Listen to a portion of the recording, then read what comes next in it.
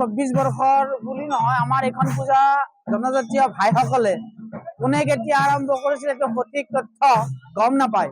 কিন্তু এটা কথা ঠিক যে বেলতলা মৌজাৰ যিবিলাক আমাৰ জনজাতীয় বন্ধু ভাই আছিলে, তেওঁলোকে ইয়াতে এটা টিঙৰ চালি বান্ধি শস্য উৎপাদন আৰু লগতে বৰুণ দেৱতাৰ পূজাৰ কাৰণে এই পূজা আৰম্ভ কৰিছিল। আৰু প্ৰায় 150 বছৰমান আগৰ কথা এইটো। কিন্তু এতিয়া এই পূজাখন লাহে লাহে বহুত ডাঙৰ হৈছে, এটা বৃহৎ অনুষ্ঠানলৈ পৰিগণিত হৈছে, য'ত 1 লাখৰো অধিক ভক্ত মানে ইয়াতে সমাবেত হয়। আৰু এই মন্দিৰৰ এতিয়া পাৰ্মানেণ্ট ষ্ট্ৰাকচাৰ হিচাপে মন্দিৰ হৈছে, ভোগঘৰ হৈছে, আৰু আমাৰ যিটো টাৱাৰৰ মন্দিৰ, এই মন্দিৰতো পাৰ্মানেণ্টলি হৈছে।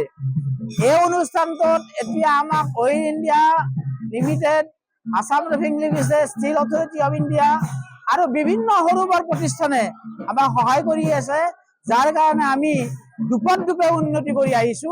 আৰু আপোনালোকৰ সকলো ভক্তৰ প্ৰচেষ্টাত আজি মানে লানি নিচিনা ফুট আৰু সকলো ভক্তই শৃংখলাবদ্ধভাৱে এই পূজাত ভাগ লৈছে। আমাৰ ৰাতিপুৱা 8:30 বজাত পূজা আৰম্ভ হৈছে আৰু তাৰপিছত এতিয়া আমাৰ এই পূজাত বলি হ'ল।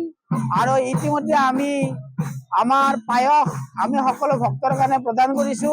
আৰু ইয়াৰ পিছতে এতিয়া আমাৰ পুষ্পাঞ্জলি হ'ব, পুষ্পাঞ্জলিৰ পিছতে আমাৰ প্ৰসাদ বিতৰণ হ'ব, আৰু প্ৰসাদ বিতৰণ ঠিক পিছতে আমাৰ সকলো ৰাইজৰ কাৰণে, সকলো ভক্তৰ কাৰণে আমি এই খিচাৰি ভোগ প্ৰদান কৰিম।